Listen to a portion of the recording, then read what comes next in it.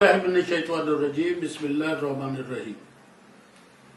सज्जनों, मित्रों, बेलियो, दोस्तों, मैं काफ़ी अरसे बाद ਤੁਹਾਡੀ खिदमत च दोबारा हाजिर हो रहा।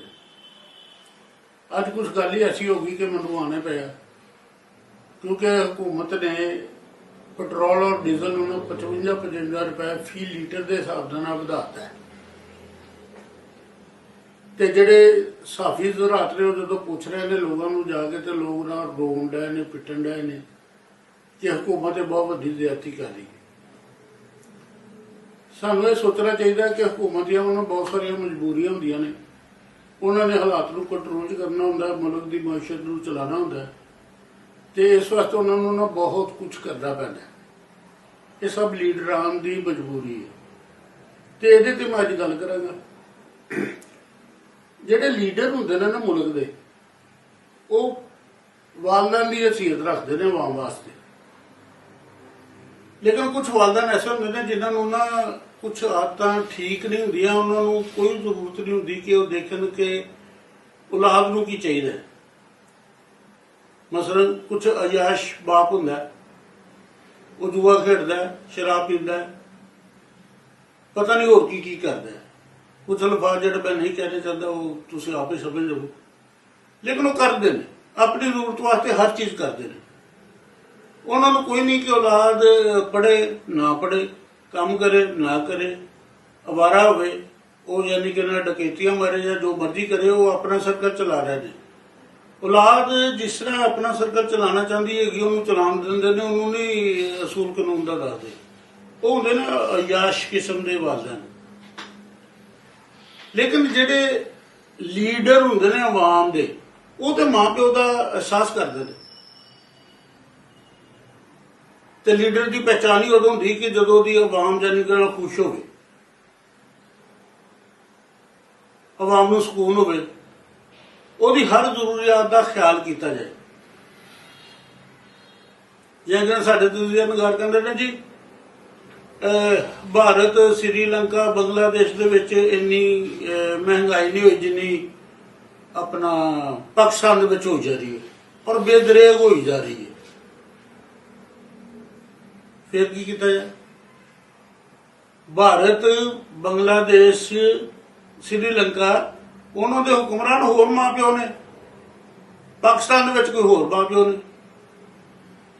सोचना चाहिए।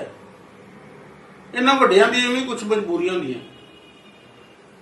हुण जिहड़ी अपना सबदी मां पंजाब दी वज़ीर आला कुहादी ते सबदी मां, उन्होंने की कीता है? 12 अरब रुपए का लै लिता है जहाज हुकूमत के पैसे ना, यानी कि ना औलाद के पैसे ना, और 2 पायलट अंग्रेज रखे ने जिहड़े 2 करोड़ रुपए महाना तनख्वाह दे विच उन्हां नूं पैणगे।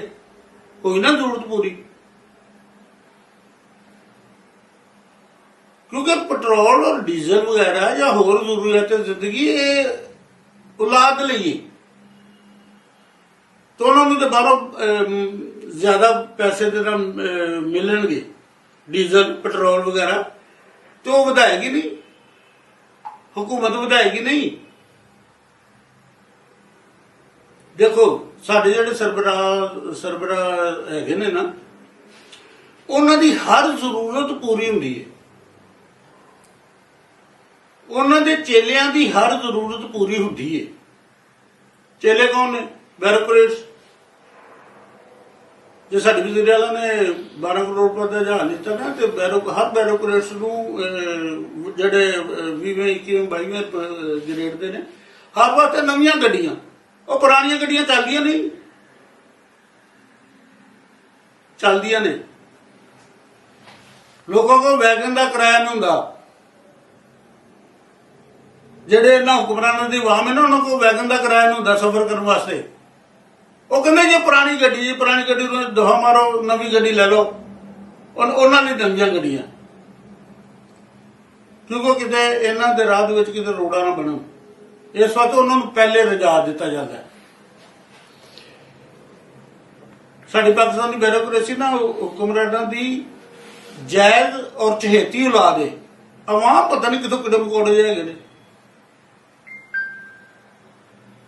ਔਰ ਅਸੀਂ ਸਬਰ ਕਰਕੇ ਬੈਠੇ ਹਾਂ। ਕੀ ਕਰ ਸਕਦੇ ਹਾਂ? ਰੋਣ ਪਿੱਟਣ ਨਹੀਂ ਹੈਗਾ। ਦੇਖੋ ਜਿਹੜੇ ਨਾ ਹੁਕਮਰਾਨਾਂ ਦੀ ਜ਼ਰੂਰਤ ਕੀ ਹੈ,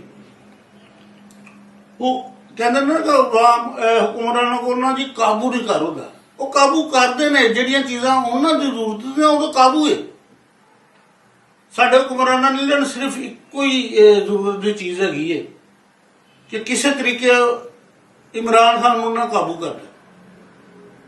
ਉਹਦੀ ਜ਼ਰੂਰਤ ਹੈ, ਇਮਰਾਨ ਖਾਨ ਦੀ ਜ਼ਰੂਰਤ ਹੈ ਕਿ ਇੱਧਰ ਉੱਧਰ ਹੋ ਜਾਏ, ਉਹਦੇ ਮੁਕੱਦਮਾਤ ਹੋਣ ਜਾਂ ਉਹਦਾ ਵੈਸੇ ਕੋਈ ਮਸਲਾ ਹੋਵੇ। ਉਹ ਕਾਬੂ ਕੀਤਾ ਹੈ ਨਾ ਮਾਮ ਨੇ, ਹੁਕਮਰਾਨਾਂ ਨੇ ਕਾਬੂ ਕੀਤਾ ਹੈ। ਅਵਾਮ ਦੀ ਜ਼ਰੂਰਤ ਦੀ ਹਰ ਚੀਜ਼ ਉਦੋਂ ਕਾਬੂ ਹੋ ਜਾਏਗੀ ਜਦੋਂ ਹੁਕਮਰਾਨ ਯਾਨੀ ਕਿ ਵਾਲਦਾਨ ਦੀ ਹਸੀਅਤ ਦੇ ਵਿੱਚ ਆ ਜਾਣਗੇ। ਲੀਡਰ ਨਹੀਂ ਹੈਗੇ, ਹੁਕਮਰਾਨ ਨੇ। ਬਸ ਲੀਡਰ ਅਵਾਮ ਦਾ ਸੋਚਦੇ ਨੇ, ਹੁਕਮਰਾਨ ਸਿਰਫ ਆਪਣਾ ਸੋਚਦੇ ਨੇ।